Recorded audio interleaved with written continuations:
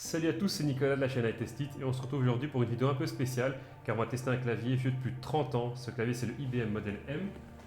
Donc voilà, il est ici. C'est un clavier assez rare et en plus c'est un des seuls qui a des switch bucking spring. Donc c'est des touches qui sont faites pour imiter le plus possible les machines à écrire haut de gamme et électriques. Donc on va voir ce que ça donne maintenant en vidéo. Vu l'âge du clavier, malheureusement je n'ai pas la boîte, donc on va directement commencer par les matériaux. On est sur un clavier qui est quasi entièrement en plastique, mais c'est du plastique comme on ne fait plus aujourd'hui. On peut voir ici que c'est beaucoup plus épais que les claviers actuels. Et en plus de ça, il y a 2-3 autres petites spécifications dont on va parler qui font de ce clavier un clavier beaucoup plus solide que les claviers actuels.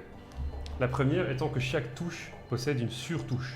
Donc avant d'avoir le switch directement, comme sur tous les claviers actuels du marché, on a toujours la première touche avec l'écriture écrite dessus. En dessous, on a une touche qui est totalement vide, qui sert simplement entre guillemets de sous-touche.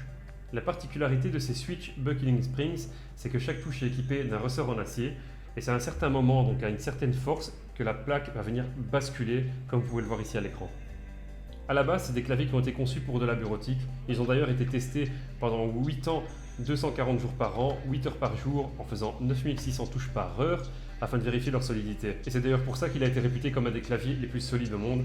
D'ailleurs, c'est pour ça qu'on en a un qui a plus de 30 ans aujourd'hui ici et qu'il fonctionne encore nickel. Pour un clavier fabriqué le 7 août 1989, les finitions sont très bonnes, mais il y a quand même quelques petits détails qui nous montrent qu'on n'avait pas la manufacture actuelle. Notamment sur chaque surtouche, on y voit une coulure du plastique, car avant le plastique était coulé et non moulé, mais aussi à l'arrière du clavier, où on peut voir donc des petites traces où le plastique dépasse à cause des soudures. Et voilà, je vous laisse avec 2-3 petits gros plans du clavier.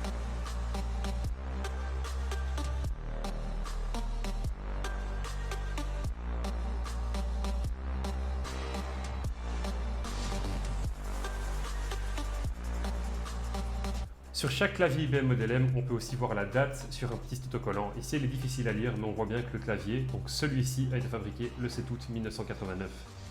Pour ce qui est du câble du clavier, on est sur un câble qui est déjà amovible, ce qui n'est pas le cas sur pas mal de claviers actuels, comme le Razer Huntsman qui est ici.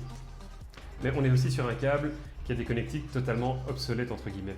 On est sur un câble avec un côté PS2 pour aller au PC, et de l'autre côté, une connexion SDL6. C'est une connexion assez rare qu'on ne voit plus du tout à ce jour.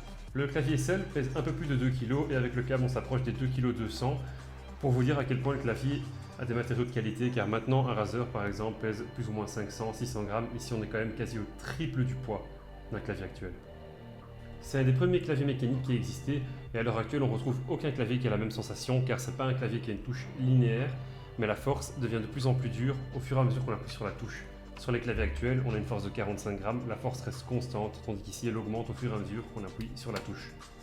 Contrairement au clavier actuel, le clip d'activation présent sur ce type de clavier n'est pas très bruyant comparé à ce qu'on trouve à l'heure actuelle sur les claviers mécaniques. D'ailleurs, voici une petite séquence pour vous donner une idée du son qui se dégage du clavier quand on l'utilise.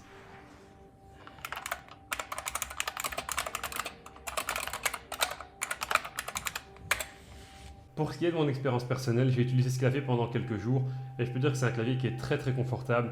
Il conviendra parfaitement à quelqu'un qui veut faire de la bureautique pendant plusieurs heures, prendre des notes pendant 8 heures par exemple, travailler, coder. C'est un clavier qui vous conviendra parfaitement. Pour ce qui est du gaming, c'est un clavier qui reste toujours aussi confortable, ça reste un clavier mécanique.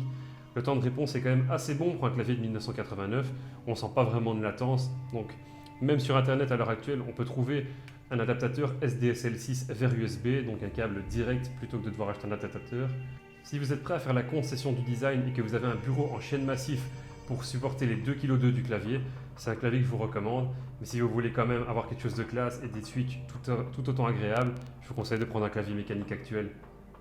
Pour conclure, pour un clavier de 1989, on est sur un clavier qui tient encore très bien la route. On est sur un clavier bien fini, très robuste, beaucoup plus robuste que tous les claviers actuels du marché probablement, qui est quand même assez confortable, avec des touches mécaniques qui sont très confortables aussi, assez réactif. Et en plus, avec l'adaptateur SDSL6 vers USB, on aura un clavier qui sera de l'ordre du jour, on va dire. Mais moi, personnellement, je ne suis pas prêt à faire la concession du design pour avoir un clavier pareil sur mon bureau. Donc c'est un clavier que je conseillerais à toutes les personnes qui vont travailler pendant des heures sur leur bureau, ou faire du montage ou coder pendant des heures, et à qui le design n'a pas vraiment d'importance. Et voilà, on arrive déjà à la fin de cette vidéo un peu spéciale. En attendant, si elle vous a plu, n'hésitez pas à laisser un like et à vous abonner, comme ça on fera d'autres vidéos de ce type. A bientôt pour une prochaine vidéo. Salut tout le monde!